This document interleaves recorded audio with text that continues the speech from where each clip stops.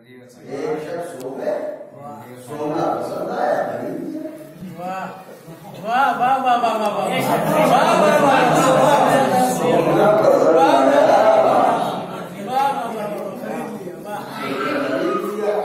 अब जैसा सोना था वैसी कीमत थी। मेरे सरकार का सोना हर एक सोने से महंगा है। मेरे सरकार का सोना हर एक सोने से महंगा है। अली को रात भर तौहीद की उल्फत जगाती है। उर्दू बिस्तर नबी का मौत का डर खौफ का पहरा। अगर माहौल ऐसा हो तो अली को नींद आए।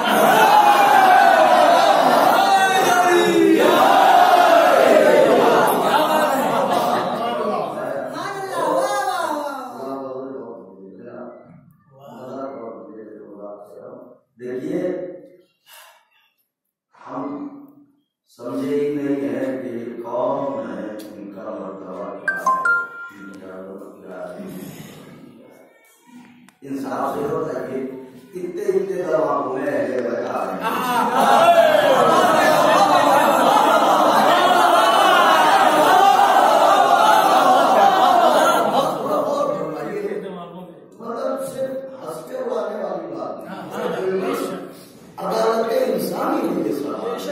छोटे छोटे तलवार कहाँ पाते रहते हैं,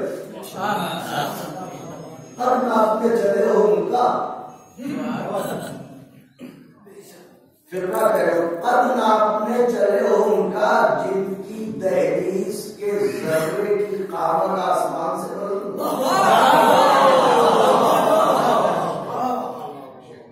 तो ये जो करते हैं वो कानून बनता है। अब अल्लाह ने कहा मेरा कानून टूटता नहीं है। तवज्जो रखिएगा, आप थके ना हो तो थोड़ी देर तो अल्लाह ने कहा मेरा कानून टूटता नहीं। सूरत पलटा, वो भी किस कैफियत के साथ पलटा, नौजवानों के लिए अर्ज कर रहा हूं। देखिए जानूए रिसालत पर है, जानूए इमामत पर है सरे रिसालत। इमामत का जानू अली का जानू रसूल खुदा का सर। एक बात तो तय हो गई कि नबी अगर किसी पर तकिया करता है तो इमाम होता है।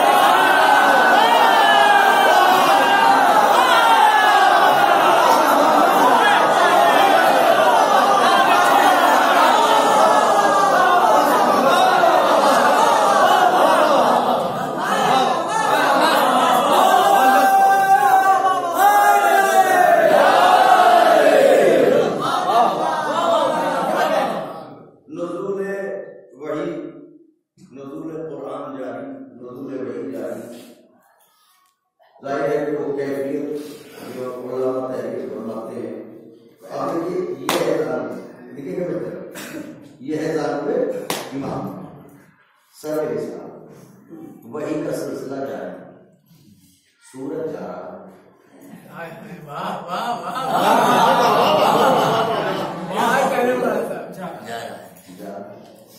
देखिए हम है गुलाम, वो है इमाम। गुलाम को अजान के वक्त अजान जरूर याद आती है, नमाज के वक्त नमाज जरूर याद आती है। जो इमाम हो, क्या ये मुमकिन है कि उसे नमाज न याद हो? वो औरों के इमाम होंगे जिन्हें सूरा याद।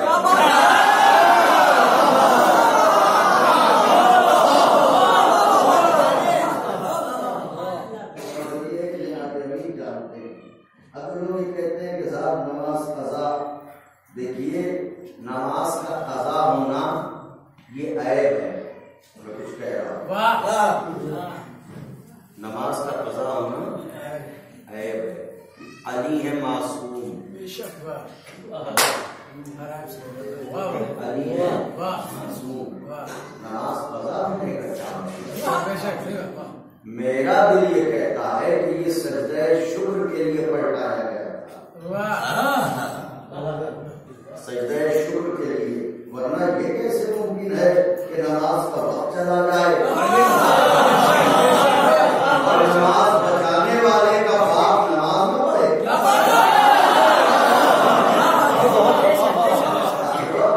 तो सूरज चला गया, वो मंजिल ग़ुरूब में उसने कदम रख दिया, सिलसिला वही खत्म हुआ। सरकार की आंखें चेहरे को देखा, सूरज को देखा, यानी सूरज तो चला गया, तुमने मुझे जगाया क्यों नहीं? यानी सूरज तो चला गया, तुमने मुझे जगाया क्यों नहीं? ये जवाब भी अली ही दे सकते थे, कोई और नहीं। आवाज़ या रसूल अल्लाह, अगर इसे पलटा लेने की कुव्वत ना होती तो जगा दे।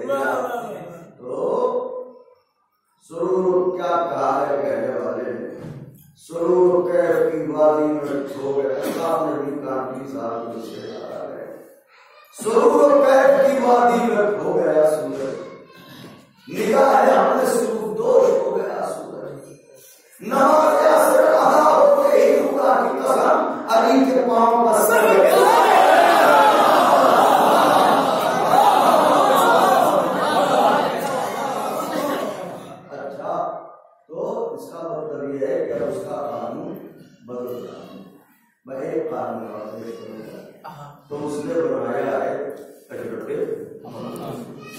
तो ये बताइए कि संशय आदमी चला कहां से? जनाबे आदम।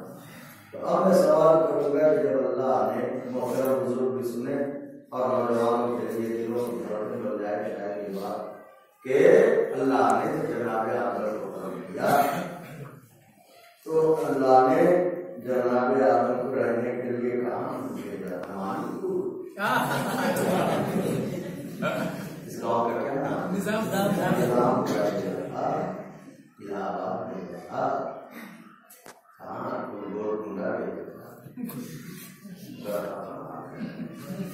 अरे उस जमाने में कहाँ निजामाबाद था, कहाँ उस जमाने में इतने नाम आपने लिए, ये सब कहाँ थे जो अल्लाह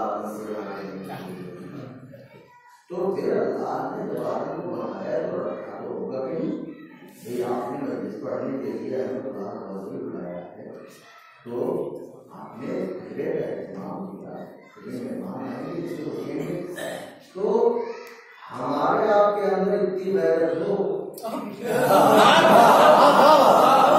अल्लाह ने आदम को बनाया तो कोई इंतजाम किया होगा उस होटल का नाम क्या है उसके लिए का नाम क्या है उसके इलाके का नाम क्या है जहाँ अल्लाह ने जनाब आदम को रोका था उनका साहब उस जमाने में ना होटल थे ना एरियाज थे ना आबादियां थी इसलिए कि सब कुछ तो इनके पास शुरू हुआ है तो कहाँ रखा यहाँ बनाया होता तो यहाँ रखा फिर रखा जन्नत में रखा तो जब जन्नत में रखा तो आदमी तो है जनाब आदम से तो फिर आप यहाँ क्यों कह रहे हैं जन्नत में होना चाहिए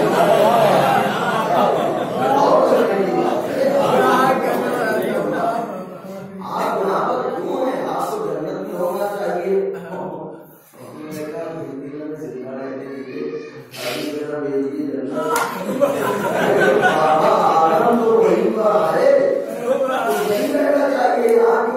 उनका इसलिए कि चूंकि जन्नत में अफजाइश नस्ल मुमकिन न थी जन्नत में नस्ल का चलना मुमकिन न था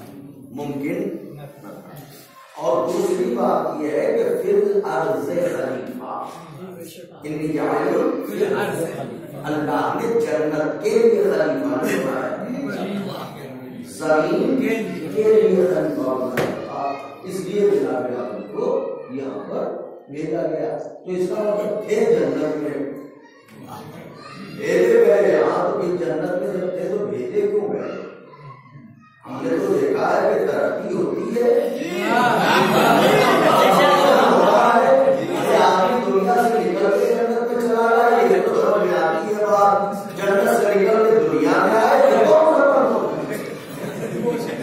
और करने की बात है आप कि भाई जन्नत से यहाँ आए बता क्या है क्यों आए कासिम में चूंकि बनाए गए थे यहाँ पे रखे गए थे जन्नत में रखे इसलिए गए थे जन्नत में ताकि इनकी अजमत दुनिया पे वाजिब हो जाए इसलिए कि यही के लिए बनाए गए थे तो फिर निकाले क्यों गए जन्नत से सबक का दो वजह पहली वजह तो यह है कि यही के लिए बनाए गए थे इसलिए जन्नत से निकाले गए दूसरी वजह ये भी थी आदम चाहते थे कि आदमी समझ जाए फजीलत मंजर क्या है मैं कहूँ तो नाम ये सरकार मेहनती लिखे तो तस्लीम कीजिए सरकार मेहनती ने लिखा है कि बात सिर्फ एक फल की थी अल्लाह ने कुरान में कहा था ला तक़रबा हाज़िही शजरता फतकूना मिनज़ ज़ालिमीन देखो इस शजर के करीब न जाना इसका फल न खाना वरना जालिमों में शुमार होगा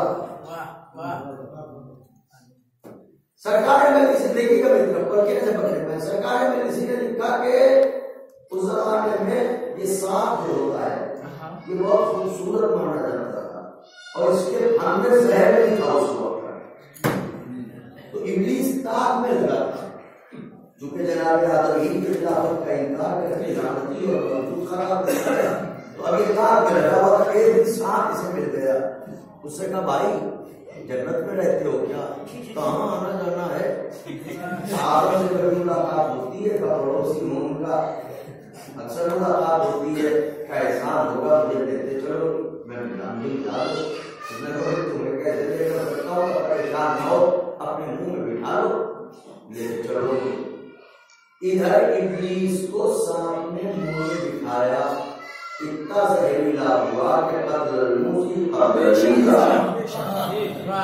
इससे पहले सांप के मुंह में जहर नहीं था उलमा फरमाते लेकिन इधर शैतान को मुंह में दिखाया इतना जहरीला हो गया कि इस बात का इंतजार नहीं है कि पहले डसे तब मारे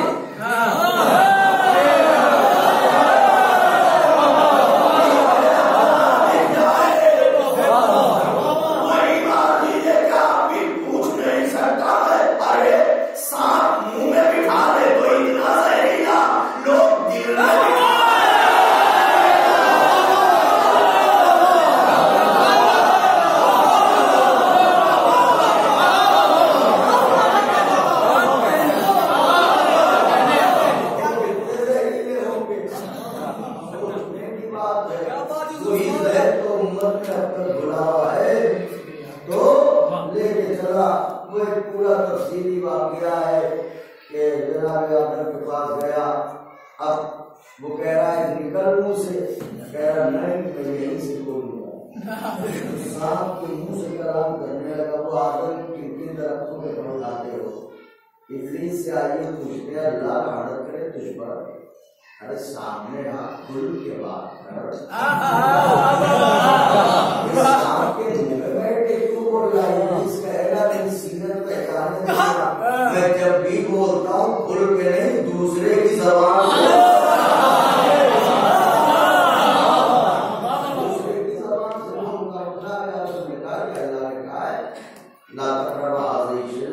उसने कहा कि देखो आदम अल्लाह ने ये थोड़ी कहा है अल्लाह ने कहा इसके कर्म नहीं, तो तुम ऐसा करो यही रुको मैं फल तोड़ के लाता हूँ तुम्हें देता हूँ तुम खा लो।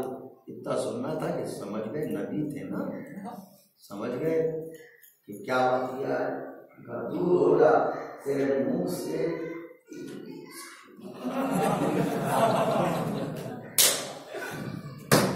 मैं कहूँगा आदम इब्लीस को भगाइए, सांप को क्यों भगाए?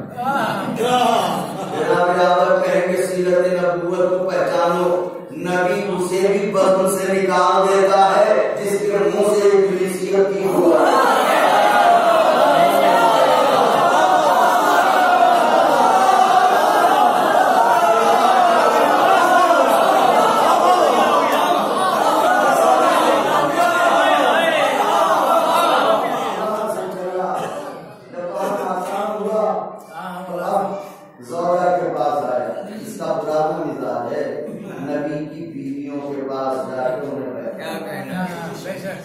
आया अल्लाह कितने रखों के तो खाती हो, वही जवाब, फिर वही बात उसने कही अल्लाह ने ये थोड़ी कहा है फल खाना, अल्लाह ने कहा है करीब नहीं आना।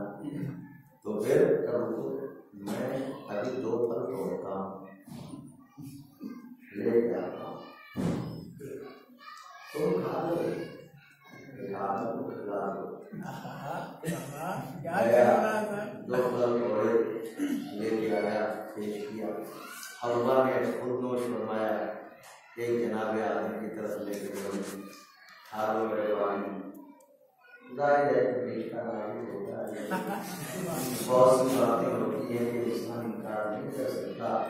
जनाब आदम वो ज़ौजा के कहने से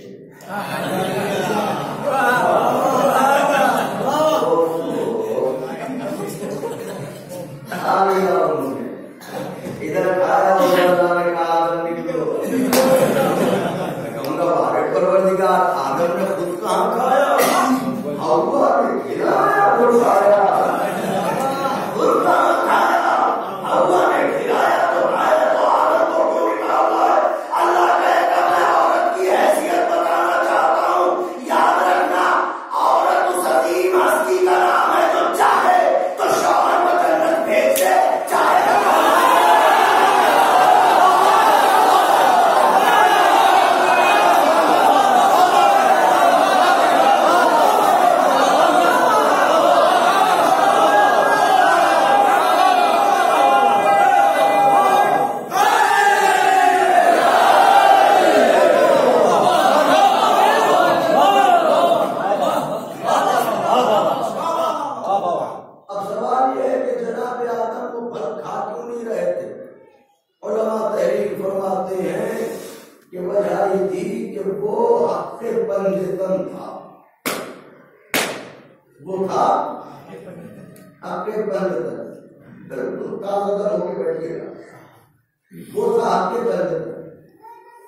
आपके परिवर्तन का फल था। आदम को इजाजत नहीं थी नबी होने के बावजूद। वाह वाह वाह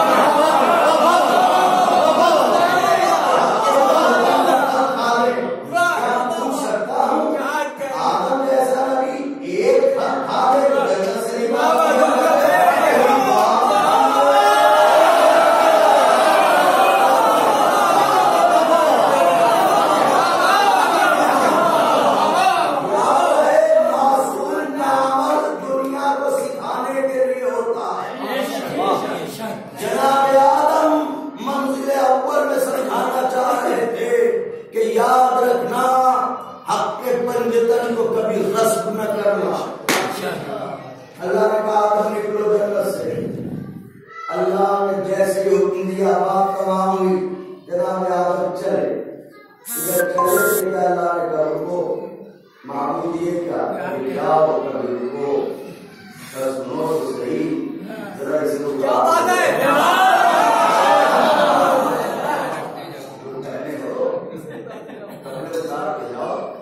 पहनेंगे क्या तुम जानो, इसे उतारो, इसे उतारो।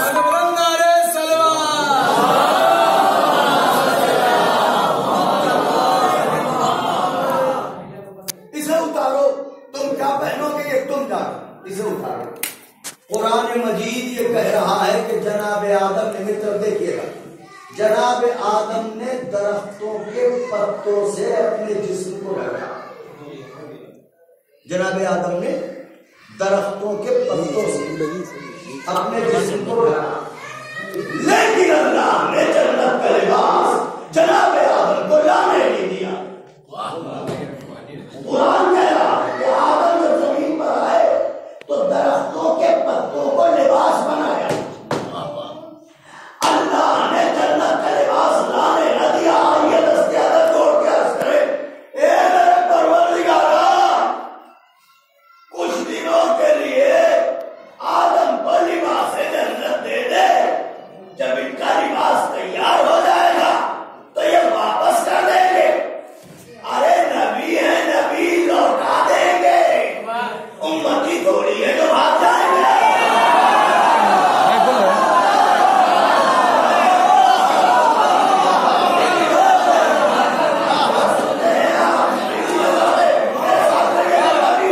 वापस कर देगा, उम्मती नहीं है कि फरार हो जाए। कुछ दिनों के लिए उधार दे दे माहूल। जब जनाब आदम का लिबास तैयार हो जाएगा तो वापस कर देंगे, लौटा देंगे, ऐसा भी है कि रख लेंगे। अल्लाह ने कहा मुमकिन नहीं। क्यों? का मेरा कानून है, का कानून यह है कि जन्नत का लिबास जन्नत में पहना जाएगा, दुनिया में नहीं। जन्नत का लिबास जन्नत में पहना जाएगा, दुनिया में नहीं। परवरदिगार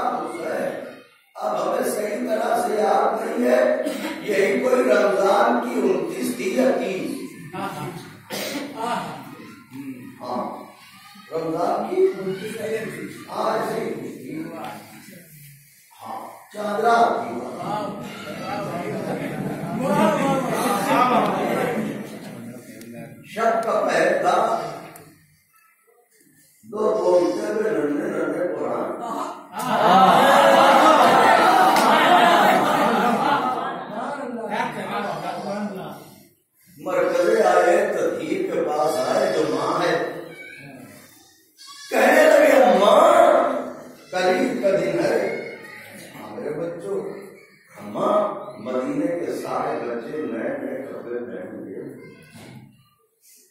हमारी बताओ हम क्या पहनेंगे? जाने किस